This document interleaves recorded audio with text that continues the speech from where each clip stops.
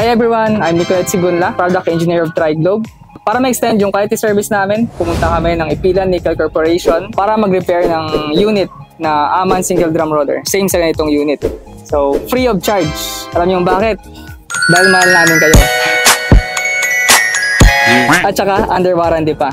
So, yung travel time namin from Manila to mining area is around 7 hours.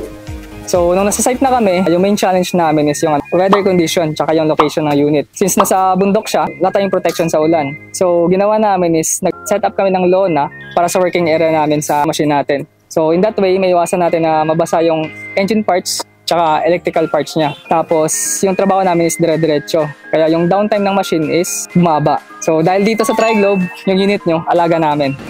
So, tips na lang po para mas ma-maintain natin yung unit is check natin yung air filter. Make sure na hindi siya barado, tsaka malinis siya.